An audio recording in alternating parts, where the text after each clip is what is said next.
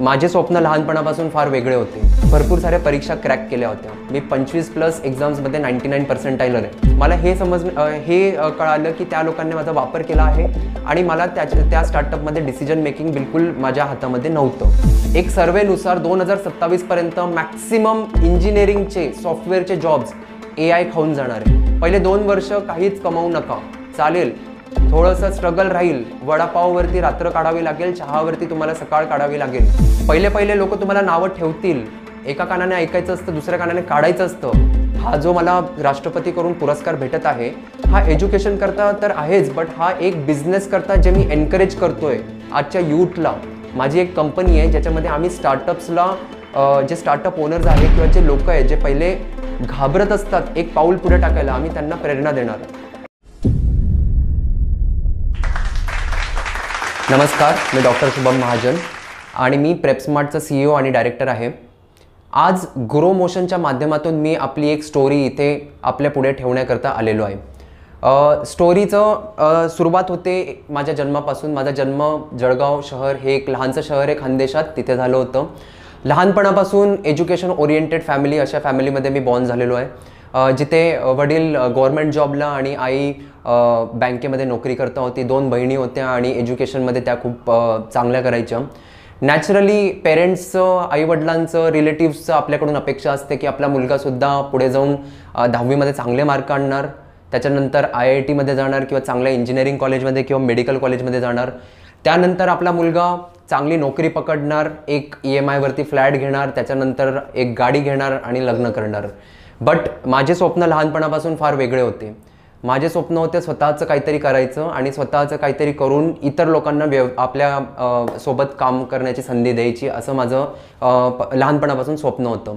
आता जेव्हा मी सुद्धा 10वी नंतर चांगले मार्क आणले, 11वी-12वीमध्ये चांगला अभ्यास करून मी भारताच्या one of the best engineering कॉलेजमध्ये एंट्रीसुद्धा घेतली. बट जेव्हा मी 2nd आणि 3rd इयरला आलो तेव्हा मला ते सब्जेक्ट्स अवघड जायला लागले इंजिनिअरिंगचे. आणि बिकॉज मी लहानपणापासून सायन्समध्ये चांगला होतो आणि मॅथ्समध्ये खूप चांगला होतो, म्हणून एक असं होतं की मी इंजिनिअरिंगमध्ये सुद्धा चांगलं असेल. बट तेव्हा एक धक्का लागला की मी इंजिनिअरिंगमध्ये इतकं चांगलं काम करू शकत नाही किंवा हे माझं इंटरेस्ट नाही आहे. ठीक आहे, मग आता हे रिअलाईज झाल्यावरती आपल्या आईवडिलांना हे सांगायचं की मला इंजिनिअरिंग सोडायची आहे किंवा इंजिनिअरिंगमध्ये माझा इंटरेस्ट नाही आहे, हा खूप मोठा धक्का असतो आजच्या एका नॉर्मल मिडल क्लास फॅमिलीसाठी. बिकॉज आपण एवढी मेहनत केलेली आहे आज जाण्यासाठी आणि आता आपला मुलगा म्हणतोय की मला ते करायचं नाही आहे किंवा मला त्याच्यामध्ये पुढे जायचं नाही आहे. ठीक आहे, तर या पॉईंट ऑफ टाईमला मला आईवडिलांनी भरपूर सपोर्ट केला की ठीक आहे, आपण आपलं इंजिनिअरिंग कंप्लीट करूया, बट पुढचं काय ते आपण पुढे विचार करूया, तोपर्यंत तुला भरपूर वेळ आहे. बट या प्रवासामध्ये जो तो एक पिरियड होता जेव्हा मी प्लेसमेंट वगैरे कशा करता बसलो नाही, तेव्हा माझ्याकडे काहीच क्लू नव्हता की मी व्यवसायामध्ये नक्की कुठल्या सेक्टरमध्ये करणार आहे, काय करणार आहे. फक्त व्यवसाय करणार आहे हा एक ठाम निर्णय मी घेतला होता. भरपूर सारे रिलेटिव्स आईवडिलांना विचारायचे की काय करणार, नोकरी कधी करणार, कुठे करणार, मग हेच का, मग तेच का, मग तुम्ही इतकं डोक्यावर का चढवून ठेवलं आहे, मग असं तुम्ही इतकं त्याला फ्रीडम नका देऊ. भरपूर रिलेटिव्सने हीच ब्रांच का घेतली, असंच का केलेलं आहे, भरपूर प्रश्न उचलले. बट माझ्या डोक्यामध्ये एक ठाम निर्णय होता की आपल्याला आपलं जे एक स्टिरियो हे झालेलं आहे की एका मुलाने चांगलं 10वीमध्ये मार्क आणल्यावरती इंजिनिअरिंग किंवा मेडिकलकडेच जावं हे बदलायचं आहे. आणि मी तेव्हा डिसाईड केलं की मी भरपूर साऱ्या परीक्षा क्रॅक केल्या होत्या. मी 25+ एक्झाम्समध्ये 99 पर्सेंटाईल आहे. सो हे नॉलेज मी दुसऱ्या मुलांना देण्याकरता एक स्टार्टअप चालू करू शकतो, जेणेकरून मुलं स्मार्टली प्रिपेअर करू शकतात. आजच्या याच्यामध्ये 2 याचे प्रिपरेशन असतात, एक हार्डवर्क आणि एक स्मार्ट वर्क. बट ज्या प्रकारचं कॉम्पिटिशन आजकाल कॉम्पिटेटिव्ह एक्झाम्समध्ये आलेलं आहे, जर तुम्हाला ते स्मार्ट वर्क करता आलं तर तुम्ही डेफिनेटली इंडियाच्या टफेस्ट एक्झाम क्रॅक करू शकतात. सो तिथून माझी जर्नी चालू झाली बिझनेसची. मी एक एडटेक चालू केलं आणि एडटेकमध्ये मला पहिले भरपूर स्लो रिस्पॉन्स होता. बट जसं जसं करून आमचा रिझल्ट, माझ्या अनकन्व्हेन्शनल मेथड्स पुढे आल्या, तसं तसं पेरेंट्सचा खूप जास्त विश्वास, स्टुडंट्सचा खूप जास्त सपोर्ट आणि आमचं ग्रोथ होत गेली. आज आम्ही all over India, pan India ऑनलाईनमध्ये आहे आणि ऑफलाईनमध्ये आम्ही ठाण्यामध्ये प्रेझेंट आहे. आणि आमचं growth rate year on year is around about 200 to 300%. आज या परिस्थितीमध्ये मी पोहोचलो आहे कारण मी एका स्ट्रगलमधून पुढे आलेलो आहे आणि तो स्ट्रगल मी आज खूप साऱ्या युवकांशी बोलत असतो. खूप सारे युवक डिप्रेशनमध्ये असतात, मला नोकरी नाही लागली तर काय होणार, आज जर मी माझं घर नाही चालवू शकलो तर काय होणार. बट आपण आपल्या मुलांना हे नाही शिकवत की उद्या जर तुमची नोकरी गेली किंवा तुम्हाला नोकरी नाही लागली तरी तुमच्याकडे एक बॅकअप प्लॅन पाहिजे. व्यवसायाकरता दुसरं काही नाही, तुम्हाला एक वस्तू विकत घ्यायची आहे कमी भावामध्ये आणि तुम्हाला ती विकायची आहे जास्त भावामध्ये, एवढाच एक सिम्पल फॉर्म्युला असतो. बट आज खास करून आपण मराठी लोक खूप घाबरतो बिझनेसमध्ये जाण्याकरता. एक भीती असते की एक सिक्युरिटी हवी, आम्हाला एक अलावेन्स हवा, आम्हाला PF फंड हवा, आम्हाला हे हवं, आम्हाला ते हवं. आणि दुसरी सगळ्यात मोठी भीतीचा विषय असतो की आज जर मी बिझनेसमध्ये असलो आणि जर माझा बिझनेस नाही चालला किंवा माझा धंदा स्लो चालत असला तर या मुलाचं लग्न नाही होणार, या मुलीचं लग्न नाही होणार, लोक काय बोलतील, 4 लोक तुम्ही किती कमवताय, तुमचं पॅकेज किती आहे हे विचारतील, सिक्युरिटी किती आहे, हे सगळे प्रश्न वरती येतात. सो याच्यामुळे आपल्या महाराष्ट्रामध्ये स्टार्टअप्स बिझनेस हे आहेत पण हे कमी प्रमाणामध्ये आहे. मला असं वाटतं की आज जर आपण हे थोडंसं वाढवलं, एक बाकीचे जे एक्झाम्पल्स आहेत त्यांना पाहून आपण जर एक प्रेरणा घेतली की बिझनेस कसा चालवला पाहिजे आणि मराठी माणूस याच्यामध्ये कसा पुढे जाता येईल, तर महाराष्ट्रामध्ये अनएम्प्लॉयमेंट हा विषय राहणारच नाही, रोजगार हा विषय खूप कमी राहील. आणि बिसाइड्स दॅट जेव्हा माणूस आपला स्वतःचा व्यवसाय करतो, हे माझं पहिल्यापासून म्हणणं असं होतं की मी कोणा अंडर काम करू शकत नाही. मे बी तो एक प्रॉब्लेम होता का काय मला माहिती नाही, बट या एका थॉटमुळे मी खूप ठामपणे डिसाईड करू शकलो की मला व्यवसायामध्ये जायचं आहे. आज मी कमीत कमी 4 ते 5 व्यवसायांमध्ये आहे, कमीत कमी 4 ते 5 गोष्टी, food sector, education sector, import export, ठीक आहे. सो आज एक जर तुम्ही बिझनेस चालू केला, मे बी तो फेल होईल, पहिले तुम्ही ऑब्व्हियसली फेलच होणार, ठीक आहे, पण त्या फेल्युअरपासून तुम्ही एक लेसन घ्या. तर माझा जो पहिला स्टार्टअप होता तो स्टार्टअपमध्ये मला बऱ्यापैकी खूप काही शिकायला भेटलं. मी त्याच्यामध्ये पण डायरेक्टर आणि CEO होता, पण त्या स्टार्टअपमध्ये पहिले 1.5 वर्ष कोरोनामध्ये पूर्णपणे काम केल्यावरती मला हे कळालं की त्या लोकांनी माझा वापर केला आहे आणि मला त्या स्टार्टअपमध्ये डिसिजन मेकिंग बिलकुल माझ्या हातामध्ये नव्हतं. त्याच्यानंतर मी रेझिग्नेशन करता अप्लाय केलं तर त्यांनी 1.5 वर्षापासून पूर्ण सुरुवातीपासून तर वरपर्यंत नेलेली कंपनी मला सोडावी लागली. ती कंपनी सोडल्यावर मी 2 महिने हाच विचार करत बसलो की आता मी काय करणार, कारण की मी माझं एक पूर्ण आयुष्य त्या कंपनीमध्ये लावून टाकलंय. आता पुढे काय होणार, कसं होणार, काय चुकलं. बट तेव्हा मी एक डिसिजन घेतलं की मी जे तिथे नाही करू शकलो ते मी आता माझी स्वतःची कंपनी बनवून करू शकतो. आणि तिथे मी प्रेपस्मार्टचा एक इनकॉर्पोरेशन केलं. पहिल्याच दिवशी मला फंडिंगच्या अपॉर्च्युनिटीज आल्या. बरं, मी आजपर्यंत फंडिंग उचललेली नाही आहे बिकॉज माझं अजूनही म्हणणं आहे की मला स्वतःकरता काम करायचं, मला लोकांकरता काम करायचं, बट मला कोणाच्या अंडर काम नाही करायचं आहे. सो ते जे माझे पहिले विचार होते ते मी इकडे इम्प्लिमेंट केले.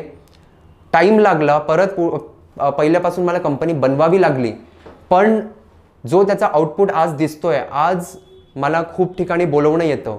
आज मला हे बोलताना खूप गर्व वाटतो की भारताच्या राष्ट्रपतीकडून भारताचा जो 4था सगळ्यात हायेस्ट सिव्हिलियन अवॉर्ड आहे तो मला डिक्लेअर केलेला आहे.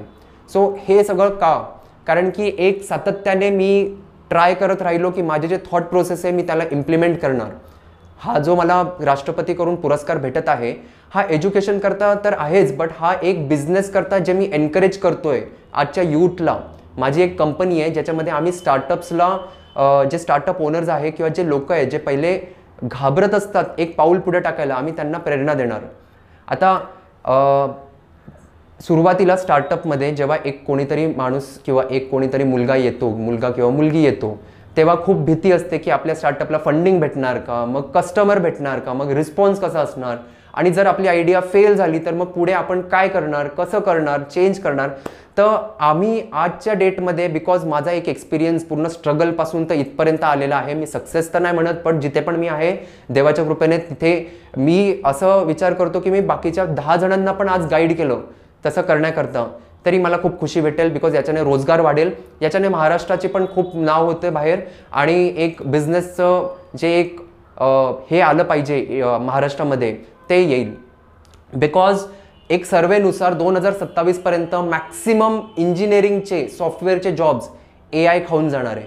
मग जेव्हा एक इंजिनिअरिंगचा किंवा सॉफ्टवेअरचा जॉब जातो तेव्हा तो माणूस जो EMI भरत असतो तो EMI कुठून भरणार, तो अक्षरशः रात्रभरात रस्त्यावर येतो. त्याच्यामुळे एक बॅकअप प्लॅन प्रत्येकाकडे पहिल्यापासून हवा. आणि अशा भरपूर शाळा आणि कॉलेजेस माझ्या टचमध्ये आहे ज्यांना जिथे आम्ही तो करिक्युलम इंड्यूस करत आहात, जिथे लहानपणापासून मुलांना थोडंसं business oriented knowledge, wealth management, stock मार्केटचं नॉलेज हे असलं पाहिजे, जेणेकरून उद्या वेळ आली तर ते स्वतःच्या पायावर उभे राहू शकतात. दुसरी गोष्ट म्हणजे महाराष्ट्राची अस्मिता अशी आहे की आपण ट्रेडिशनल बिझनेसमध्ये जर आपली फॅमिली असली तरच असतो, but first generational business owners खूप कमी आहे. बट आजच्या डेटमध्ये जे फर्स्ट जनरेशनल बिझनेस ओनर आपण बघत असाल, ओला, उबर, मोठे मोठे जे स्टार्टअप्स आहेत, ते फर्स्ट जनरेशनल बिझनेसमॅन आहेत. खूप स्ट्रगल स्टोरी, खूप स्ट्रगल फेस करून खूप सारे त्यांचे स्टार्टअप बंद झाले आहेत आणि मग ते वर आलेत. आणि हेच एक मी स्टोरी फॉलो केली होती स्टीव्ह जॉब्सची. जेव्हा मी माझं स्टार्टअप चालू करत होतो तेव्हा मला खूप निश्चितपणे माहिती होतं की जर इन केस मी स्लो झालो किंवा माझी आयडिया फेल झाली तर मी कुठली तरी दुसरी आयडिया करेल किंवा मी माझ्या आयडियामध्ये काहीतरी एक चेंज आणेल. तर हे जर तुमच्यामध्ये ॲपेटाईट असलं तर तुम्ही नक्की बिझनेसमध्ये खूप चांगलं करू शकतात, खूप वेळामध्ये कमी वेळामध्ये चांगलं करू शकतात. बाकी फंडिंगचा एक असा विषय ज्याच्या खूप युवक घाबरतात आजकाल, कारण की आजकाल असं सांगितलं जातं की तुम्ही जर एका स्टार्टअप फील्डमध्ये आहे, तुम्हाला फंड भेटले पाहिजे, तुमचं एक पॉश ऑफिस पाहिजे इन्व्हेस्टर्सला दाखवण्याकरता. याची काहीही गरज नाही. आपण आपल्या घरामध्ये सुद्धा बसून काम करू शकतात. ॲपलचा ओनर स्टीव्ह जॉब्सने एका गॅरेजमधून आपली कंपनी चालू केली होती. आज आपल्याला माहिती आहे ती कंपनी कुठे गेलेली आहे. वर्ल्ड्स मोस्ट व्हॅल्युएबल कंपनी आहे, $1 ट्रिलियन कंपनी आहे आज ॲपल. तर आपण का नाही चालू करू शकत? आजच्या दिवसात कोणाला जर फंडिंग भेटली तर जिथे आपण ₹5 कटिंग चहा पितो तिथे आपण लगेच स्टारबक्समधून कॉफी मागवतो, बिकॉज आपल्याकडे एक्स्ट्रा पैसे आलेत. ठीक आहे, तर त्याला म्हणतात कॅश बर्न. आणि याच्यामुळे 99% स्टार्टअप्स फेल होतात. आणि म्हणून स्टार्टअपचं एक नाव खराब झालेलं आहे की व्यवसायामध्ये घुसणं हे 99% टाईम सुसाईड आहे. असं नाही आहे. जर तुम्हाला एखादी वस्तू कमी भावात भेटते आणि तुम्हाला ती विकायची तुमच्यामध्ये स्किल आहे जास्त भावामध्ये, तर तुम्ही कधीही पुढे जाऊ शकतात. माझं असं म्हणणं आहे की तुम्ही पहिले 1000 कस्टमर पकडा, पहिले 1000 कस्टमरांना आपला प्रोडक्ट टेस्ट करा, फीडबॅक घ्या, बघा त्याला डिमांड आहे का. डिमांड नसली तर दुसरं कुठला प्रोडक्ट काढा. आणि जसं तुम्हाला एक फिट प्रोडक्ट भेटला की हो हा प्रोडक्ट आहे ज्याला खूप डिमांड आहे, ज्याच्यामध्ये मला मार्जिनसुद्धा चांगला भेटतोय, देन त्याला पुढे घेऊन जा. आणि तेव्हा पुढे नेतानाही हळूहळू पुढे न्या. जे पण पैसे प्रॉफिटमध्ये येत आहे पहिले 2 वर्ष ते परत कंपनीमध्ये लावून टाका. पहिले 2 वर्ष काहीच कमावू नका, चालेल, थोडंसं स्ट्रगल राहील, वडापाववरती रात्र काढावी लागेल, चहावरती तुम्हाला सकाळ काढावी लागेल, पण त्या 2 वर्षानंतर जो येणारा काळ आहे, जे तुम्हाला रेकग्नेशन भेटेल, जे तुमच्या फॅमिलीला रेकग्नेशन भेटेल, जो एक तुम्हाला एक सॅटिस्फॅक्शन भेटेल तुमच्या हार्डवर्कचं, ते मी शब्दात सांगू नाही शकत. सो आज मी तुम्हाला हे सांगू इच्छितो की लहानपणापासून मी एक एज्युकेशन ओरिएंटेड फॅमिलीमध्ये झाल्यामुळे प्रत्येकाला हे वाटलं होतं की हा मुलगा नक्की नोकरी करणार, US जाणार, MS करणार, MBA करणार, पण व्यवसायात जाणार हे माझ्या फॅमिलीमध्ये दूरपर्यंत कोणी विचार केला नव्हता. आज मी ते चेंज केलंय आणि आज मला राष्ट्रपतीकडून भारताचा 4th हायेस्ट सिव्हिलियन अवॉर्ड भेटतोय. तर ही आज जसा हा पुरस्कार डिक्लेअर झाला तसं सगळे रिलेटिव्स आपल्याशी बोलतात, आपल्याला कॉल करतात, आपल्या घरी सांगतात की शुभमशी बोलायचंय, शुभमला फोन द्या, शुभमला शुभेच्छा द्या. पण हेच रिलेटिव्ह जेव्हा आपला 10वी 12वी JEE नीट ज्या एक्झामचा रिझल्ट आला तेव्हा आपल्याला काय म्हणतात टॉन्ट मारायला फोन करायचे की किती आला रिझल्ट, कुठे ॲडमिशन घेणार, पुढे काय करणार, हे काय ते काय, तुम्ही काही ठरवलं आहे का. तर ते म्हणतात ना दुनिया झुकती है झुकाने वाला चाहिए. तो ही एक आपण म्हण घेऊन आपलं बिझनेसचं एक जर ड्रीम असलं त्याला पुढे बिलकुल न्यायला पाहिजे आणि निश्चितपणे न्यायला पाहिजे. आता तुम्ही म्हणाल की 2 वर्ष हे म्हणतायत की 2 वर्ष काही कमवू नका, काही करू नका. तर मी असं नाही म्हणत आहे की तुमचं एज्युकेशन झाल्या बिझनेस स्टार्ट करा. ते शक्य नाही आहे खूप लोकांसाठी, कारण की रिस्पॉन्सिबिलिटीज असतात. पण तुम्ही ॲटलिस्ट 1-2 वर्ष कुठेतरी नोकरी करा, एक्सपिरियन्स गोळा करा, पैसे जमा करा, थोडेसे आपल्या आई वडिलांकडून, मित्रमैत्रिणींकडून थोडेफार पैसे जमा करा, एकदम छोटीशी अमाऊंटपासून चालू करा. आणि जेव्हा तुमचा बिझनेस फ्लो होईल तेव्हा त्यांना त्यांचे पैसे रिटर्न करा. पहिल्या दिवसापासून जर तुम्हाला एक्सपेक्टेशन आहे की माझ्या हातात 10 लाख आणि 15 लाख रुपये पाहिजे बिझनेस स्टार्ट करायला, ते चुकीचं आहे. ठीक आहे, त्याचा काही फायदा नाही आहे. ते असं कोणीही बिझनेस चालू करू शकतो आणि 1 वर्षात तो बंद पण करू शकतो. सो पहिली तर हे होतं माझं बोलायचं तात्पर्य की बिझनेस कसा केला गेला पाहिजे आणि कसा पुढे नेला गेला पाहिजे. दुसरं कारण मी शिक्षण क्षेत्रामध्ये आहे, मी खूप सारे स्टुडंट्सला बघतो. आज भरपूर सारे स्टुडंट्स डिप्रेशनमध्ये असतात बिकॉज पेरेंट्सचं एक एक्सपेक्टेशन असतं की आपण आज एवढी फी भरतोय, एवढं शिक्षणामध्ये पैसा लावतोय, टाईम लावतोय, तर आपल्या मुलाने हे बनावं, त्याचा इतका रँक यावा, त्याचा तितका रँक यावा, हे खूप चुकीचं आहे.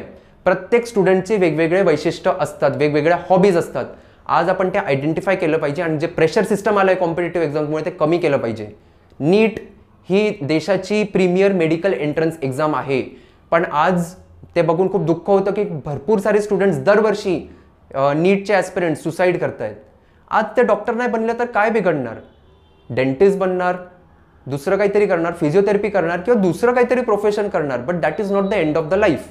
बट घरून प्रेशर एवढं असतं की घरी हे शेअर करण्यापेक्षा ते सुसाईड करणं इझी समजतात. सो अगेन पालकांना माझा एक खूप स्ट्रॉंग मेसेज आहे की आपल्या मुलांवर प्रेशर टाका. ठीक आहे, मी असं नाही म्हणत आहे की सगळेच मुलं एकदम मोकळे सोडले पाहिजे. ठीक आहे, एक अप्रोप्रिएट अमाऊंट ऑफ प्रेशर असलं पाहिजे, पण एवढं पण नका टाकू की ते तुटून जातील. ठीक आहे, आपल्याला आपलं शेवटी जीव जास्त लाडाचा असतो. शिक्षण वगैरे करिअर हे नंतर पण बनवता येतं, याच्यामध्ये काहीच वाद नाही आहे. सो एक माझं एवढंच म्हणणं असेल की एज्युकेशन सिस्टममध्ये एक चेंजेस आणले पाहिजे.